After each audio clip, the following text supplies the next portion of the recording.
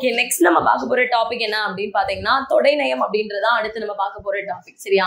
தொடைநயம் அப்படின்றது தொடைனால என்னன்னா தொடுக்கிறது அப்படின்னு அர்த்தம். இப்போ ஒரு பாடல் இருக்கு அப்படின்னா அந்த பாட்டோட ஸ்டார்டிங்லயோ கடைசியிலையோ இடையிலையோ அதோட ஓசை நயத்துக்காக ஏதாவது ஒரு விஷயத்த நம்ம ஆட் பண்றோம் அப்படின்னா அதுதான் வந்து தொடை நயம், தொடுத்தல் அப்படின்னு சொல்றோம். அப்படின்னு நம்ம பார்க்கும்போது தொடையில எத்தனை வகை இருக்குன்னு பாத்தீங்கன்னா 8 வகை இருக்கு. சரியா? மோனை தொடை, எதுகை தொடை, இயைபு தொடை, முரண் தொடை, அளபடை, அந்தாதி, இரட்டை தொடை, செந்தொடைன்னு அப்படி இருக்கு. ஸோ ஒவ்வொன்றும் என்னென்ன வந்து மோனைனா அடி அல்லது சீர்தோறும் முதலாவது எழுத்து, மோனை முதல் அப்படின்ற மாதிரி ரைமிங்கா ஞாபகம் வச்சுக்கோங்க. சரியா? முதலாவது எழுத்து ஒன்றி வந்துச்சுன்னா அதுதான் மோனை தொடை.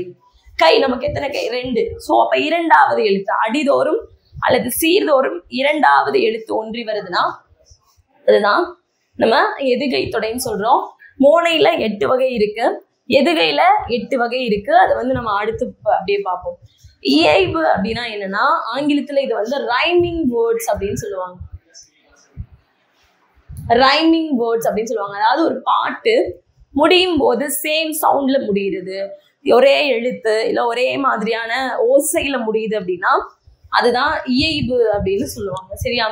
முரண்னா என்னன்னா ஆப்போசிட்டா வந்து 2 அடி இருக்கு, இல்ல ஒரே அடியிலேயே கூட நம்மளுக்கு வந்து இரவு பகல், மேடு பள்ளம், அந்த மாதிரி ஆப்போசிட்ல வருது, எதிர் பொருளை தரக்கூடிய வார்த்தைகள் வருதுன்னா அத முரண் தொடை. இப்ப ஃபார் எக்ஸாம்பிள் மேல லைன்ல இன்பம், சரியா, அடுத்ததுல துன்பம் அப்படின்ற மாதிரி எல்லாம் வருதுன்னா அது வந்து முரண் தொடைன்னு சொல்லுவாங்க. அளபடைன்றது நம்ம 10th ஸ்டாண்டர்ட் படிக்கிறப்பே ஆல்ரெடி பார்த்துருப்போம். அதுதான் அளபடை. அளபடையில வந்து 10th நம்ம பார்த்தோம் இல்லையா? ஸோ அதுல என்ன இருக்கும்னா உயிரளபடை, ஒற்றளபடை, இசை நிறை, இன்னிசை, செய்யுளிசை அளபடை எல்லாம் பார்த்துருக்கோம்ல, அது எல்லாமே ஓகேவா? அது எல்லாமே இந்த அளபடையில வந்துடும். அளபடைனா நீண்டு ஒழித்தல் அப்படின்னு அர்த்தம். அந்தாதி அப்படின்னு சொல்றப்ப அந்தாதிக்கு நம்ம அந்தாக்ஷரி விளையாடுவோம்ல, அந்த மாதிரி ஞாபகம் வச்சுக்கோங்க. ஒரு பாட்டோட கடைசி எழுத்தோ கடைசி அசையோ கடைசி சீர்லையோ இருந்து அடுத்த பாட்டோட அசையோ சீரோ ஆரம்பிக்கிறது. சரியா? அந்தாக்ஷரி விளையாடுறப்ப என்ன பண்ணுவோம்? நான் ஒரு பாட்டு பாடுவேன், அந்த பாட்டோட கடைசி எழுத்துல என்ன கடைசி வார்த்தை என்னவோ அதுல ஆரம்பிக்கிற மாதிரி நீங்க ஒரு பாட்டு பாடுவீங்க இல்லையா? அதுதான் அந்தாதி, லைக் அந்தாக்ஷரி. இந்த இரட்டை தொடை வந்து மோஸ்ட்லி எங்கேயுமே நம்ம கேள்விப்பட்டிருக்க மாட்டோம்.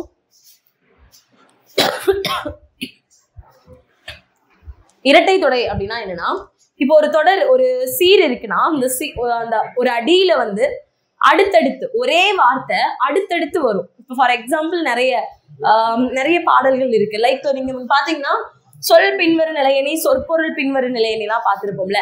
ஒரு பாட்டுல ஒரே சொல் திரும்பி வந்து வேற பொருளையும் தரலாம், இல்ல ஒரே சொல் திரும்பி வந்து அதே பொருளையும் தரலாம். அதுதான் வந்து என்னன்னு சொல்றாங்கன்னா இரட்டை தொடை. லைஃப் எது மாதிரினா சொல் பின்வரு நிலையணி, சொற்பொருள் பின்வரு நிலையணி மாதிரி. அதுதான் சொல்லல, அது மாதிரி. செந்தொடைனா இப்ப நம்ம பார்த்து எதுவுமே வராது. ஓகே, மோனை, எதுகை, இயைபு, முரண், அளபடை இந்த மாதிரி எந்த விதமான தொடைநயங்களும் வராம அதுக்கே உரிய இயல்பான எந்த ஒரு தொடைநயங்களுமே வராம வந்துச்சுன்னா அதுதான் செந்தொடை அப்படின்னு சொல்றாங்க. ஓகேவா? ஸோ இப்ப நம்ம பார்த்தோம். அடுத்து நம்ம வந்து அந்த மோனையோட வகைகள் என்ன அப்படின்றது, எதுகையோட வகைகள் என்ன அப்படின்றது எல்லாத்தையுமே பார்க்கலாம். தேங்க்யூ.